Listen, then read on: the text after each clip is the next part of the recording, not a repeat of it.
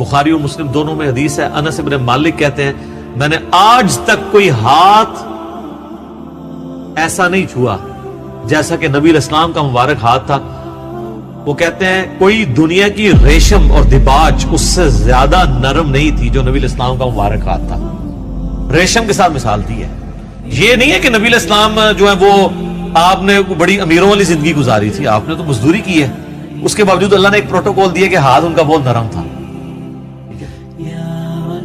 اسی بخاری مسلم کی حدیث میں آتا ہے کہ میں نے آج تک کوئی مشک اور عنبر کی خوشبو ایسی نہیں سونگی جو نبی علیہ السلام کے پسینہ مبارک سے اور آپ کے مبارک ہاتھوں سے آتی تھی. مسلم شریف میں حدیث ہے، ایک صحابی کہتے ہیں میں چھوٹی عمر کا تھا تو حضور نے ایک دفعہ میرے اپنا ہاتھ مبارک میرے سر پہ پھیرا تو کہتے ہیں مجھے لگتا ہے کہ آپ علیہ السلام نے ہاتھ مبارک کسی عطردان سے نکال کے میرے سر پہ پھیرا ہے، اتنا خوشبودار تھا. تو آپ علیہ السلام کے پسینے سے خوشبو آتی تھی.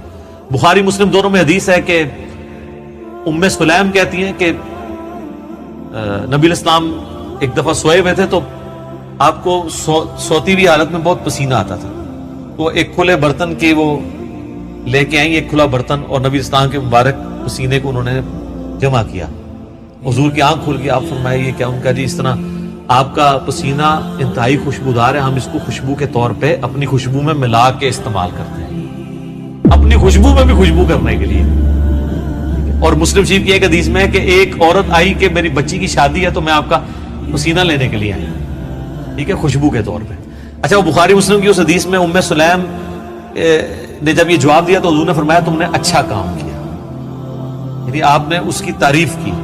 پسینہ مبارک آپ کی تو ہر چیز ہی جناب کمال ہے، تو کس بات کا ذکر کیا جائے؟ میں گھنٹوں اس پہ فی الودی کئی احادیث بیان کر سکتا ہوں آپ کے تبرکات کے اوپر. صحیح مسلم میں حدیث ہے نبی علیہ السلام فجر کے بعد سخت سردیوں میں بھی جب نکلتے تو مدینے کے لوگوں نے اپنے غلام باہر کھڑے کیے ہوتے برتن اٹھا کے، آپ علیہ السلام ایک ایک برتن میں اپنا ہاتھ ڈالتے جاتے تھے برکت کے لیے. بخاری مسلم میں کتنی حدیثیں ہیں کہ نبی علیہ السلام وضو کر کے جب فارغ ہوتے تھے تو صحابہ کرام آپ کے وضو کا پانی اپنے چہرے پہ ملتے تھے. وہ ایک تشت میں آپ کو وضو کروایا جاتا تھا نا ایک برتن کے اندر، اس سے، اور جس کو نہیں ملتا تھا وہ دوسرے سے لے کے مال لیتا تھا برکت. ظاہر ہے وہ تو برکت ہی ہے. یہ تو چھوڑ دیں تھوک مبارک کی کیا برکت ہے. بخاری مسلم دونوں میں حضرت علی کو عشوب چشم تھا غزوہ خیبر کے موقع پر. حضور نے جب بلایا ہے تو ان کی تو آنکھیں بھی نہیں کھل رہی تھی، آپ نے مبارک لعاب لگایا تو شفا ہوگی. عشوب چشم ایک وائرل ڈیزیز ہے سر، میں اس کو بھگت رہا ہوں. 2016 میں بھی تھی، آج 2020 ہو گئے، میری آنکھیں دوبارہ ریکور نہیں اس طرح ہو سکی. تو ایک لمحے میں جناب عشوب چشم ختم ہو جائے، کیا ہی بات ہے. پھر آپ نے مبارک ہاتھوں سے زیرہ باندھ کے تو خیبر کے لیے روانہ کیا، آپ کی مبارک تھوک کی برکت. اس طرح بخاری مسلم میں کئی حدیث ہیں کہ آپ نے اپنا نواب دان کسی کنویں میں ڈالا ہے، پانی اوپر آ گیا. کھانے میں ڈالا ہے، کھانا 10 بندوں کا تھا، 300 بندوں نے کھا لیا ہے اور اترے کا اتنا ہے، کام بھی نہیں ہو رہا. تھوک مبارک کی برکت، ہاتھ مبارک کی برکت. بخاری مسلم میں آتا ہے کہ صلح حدیبیہ کے موقع پر سارے لوگوں سے پانی تھوڑا تھوڑا جمع کر کے ایک کٹورا جمع ہوا، نبی علیہ السلام نے اپنا ہاتھ اس میں رکھا، اس میں سے پانی کے چشمے نکلے. 1500 صحابہ نے، جابر بن عبداللہ کہتے ہیں، وضو کیا، پانی پیا، جانوروں کو پلا لیا اور اپنے مشکیزیں بھی بھر لی. تو تابعی کہتے ہیں کہ وہ پانی کتنا تھا؟ انہوں نے کہا وہ دیکھنے کو تو ایک کٹورا تھا لیکن حضور کی انگلیوں سے جو چشمے نکل رہے تھے نا وہ پانی اتنا زیادہ تھا کہ 1,00,000 بھی ہم ہوتے نا وہ پانی 1,00,000 کو بھی کفایت کرتا تھا. تو آپ کے مبارک ہاتھوں کی برکت تھی. صحیح بخاری میں آتا ہے ایک صحابی کی پنڈلی ٹوٹ گئی، نبی علیہ السلام فرمایا ٹانگ سیدھی کر، اپنا ہاتھ پھیرا.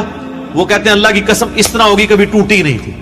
حالانکہ سر پنڈلی ٹوٹ جائے نا اس کا کیورنگ پیریڈ 6 سے 8 ہفتے ہے اور سالوں اس کی احتیاط چلتی ہے، آپ دوبارہ نہیں وہ باندھ سکتے.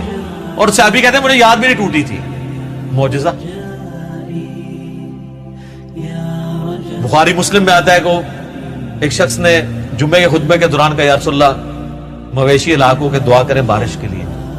دعا کی، اسی ٹائم بارش شروع ہوئی، اگلے جمعے تک جاری رہی. اگلے جمعے وہی بندہ کھڑا ہو گیا کہ ہمارے گھر جو ہیں وہ اب پانی ان پہ ٹپکنے لگا، آپ بس یہ دعا کریں کہ زمینوں پہ سائڈ پہ ہو، گھروں پہ نہ ہو. تو بخاری مسلم کے الفاظ ہیں، آپ نے یہ انگلی سے بادلوں کو اشارے کیے. سر اب جن صحابہ نے یہ منظر دیکھا ہوا تھا صحیح بخاری میں آتا ہے، ابن مسعود کہتے ہیں ہم حضور کے ساتھ کھانا کھاتے تھے، ہم اس کھانے کے نوالوں میں سے تسبیح کی آواز سنتے تھے. یہ تو برکات آپ کی تھی.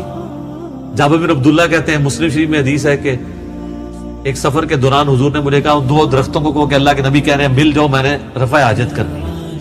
وہ جڑوں سمیت اکھڑ کے اکٹھے ہوئے. کہتے ہیں میں نے حضور کو پانی دیا، آپ سنجا کر کے فارغ ہوئے، آپ نے یوں انگلی سے اشارہ کیا، واپس اپنی جگہ پہ چلے گئے. یہ چیز صحابہ کرام کے ایمان کو بڑے اوپر کے لیول پہ لے جاتی تھی. اور یہ تو نبی الاسلام کے ڈائریکٹ تبرکات ہیں. آپ کے بال مبارک جو آپ سے ٹوٹ کے الگ ہو چکی ہیں، ان کی برکات بھی آپ سنیں. صحیح بخاری میں آتا ہے کہ ام سلمہ نے حضور کے چند بال نکالے ایک ڈبیا میں سے. صحابہ ملاقات کے لیے گئے ام المومنین سے، ان کا یہ حضور کے بال ہیں، اور جب بھی کوئی بیمار ہوتا ہے تو محلے میں سے مجھے پانی کا برتن بھیج دیتا ہے، ہم اس میں گھول کے دیتے ہیں، شفا ہو جاتی ہے حضور کی وفات کے بعد. اور بال مبارک تو پھر بھی جسم کا حصہ ہے، کرتا مبارک تو جسم کا حصہ بھی نہیں ہے، یہ تو الگ سے ایک چیز ہے نا. صحیح مسلم میں ہے کہ سروانی تیالسی جبہ اسما ابن بنت ابی بکر نے حضرت عائشہ کی بڑی بہن نے نکالا اور کہا یہ رسول اللہ کا کرتا ہے، جس کے اوپر یہاں پہ گوٹ بھی لگی ہوئی تھی، کالے کلر کا تھا. بائی چانس آج میں نے بھی کالا کپڑے پہنے، یہ سنت ہے. تو وہ کہتی ہیں کہ حضرت عائشہ کی وفات کے وقت میں نے اپنی بہن سے یہ کرتا لے لیا اور حضور اسے پہنتے تھے، اور ہم اس کا دھون مریضوں کو شفا کے لیے دیتے ہیں. یہ ساری آپ کی برکات ہے. آپ علیہ السلام ایز اے اسپیشیز انسان ضرور تھے، مرتبے میں اور کوالٹیز میں کوئی انسان ان کے برابر نہیں تھا. بخاری مسلم میں آتا ہے کہ آپ علیہ السلام پیٹھ کے پیچھے بھی دیکھ لیتے تھے. آپ نے فرمایا، بخاری مسلم کے الفاظ ہیں کہ اپنی صفیں سیدھی رکھا کرو اور نماز خوشو خضوع سے پڑھا کرو. اللہ کی قسم میں اپنے پیٹھ کے پیچھے سے بھی تمہیں دیکھ رہا ہوتا ہوں. انہیں حضور علیہ السلام کو پیچھے بھی نظر آتا تھا آنکھ کے بغیر. یہ معجزہ ہے. یہ اللہ نے آپ کی اسپیشل پروٹیکشن کی ہوئی تھی، آپ پہ وہ پیچھے سے بھی حملہ نہیں کر سکتا تھا. آپ ہر طرف 360 ڈگری کا آپ کو ویژن ہر وقت نظر آتا تھا. یہ آپ کا معجزہ تھا. بخاری مسلم میں الفاظ ہیں، وہ کسوف کی نماز آپ نے پڑھائی سورج گرہن کی. آج بھی میرا لگا ہوا تھا یہ 1-2 دن چلنا ہے. تو کسوف کی نماز پڑھائی تو آپ نے نماز کے دوران کچھ قدم آگے کیے، پھر یوں ہاتھ بڑھایا، پھر واپس کھینچ لیا. صحابہ نے کہا یا رسول اللہ، آج آپ کو ایک عمل ایسا کرتے دیکھیں جو پہلے نہیں کرتے. آپ فرمایا کہ میں نے جب نگاہ اٹھائی تو میں نے جنت دیکھ لی، جنت 7 آسمانوں کے اوپر، اور اس میں میں نے انگوروں کا ایک گوشہ دیکھا. میں نے ارادہ کیا تمہارے لیے توڑ لوں، پھر تم کھاتے ہی رہتے، کیونکہ جنت کو فنا نہیں ہے. وہ اگر گوشہ نیچے آ جاتا نا، اسی بھی کھا رہے ہوتے. جی جنت کو موت نہیں ہے. جنت میں آپ جب کھائیں گے، کھا کے فارغ ہوں گے، پھر وہاں ایک گوشہ اور لگ جائے گا. جنت کو چھوڑ دیں. بخاری مسلم میں آتا ہے حضرت ابو ہریرہ کو حضور نے وہ ایک تھیلی میں کھجوریں دی تھی، پوری زندگی کھاتے رہتے تھے. وہ ایک دفعہ ان سے پھر الٹ گئی تو اس کے بعد وہ ہوا، جب تک وہ کھاتے رہے. ٹھیک ہے. تو آپ علیہ السلام اب آپ دیکھیں کہ نگاہ کہاں پہنچی ہے؟ جنت میں. ہاتھ بھی پہنچ رہے ہیں.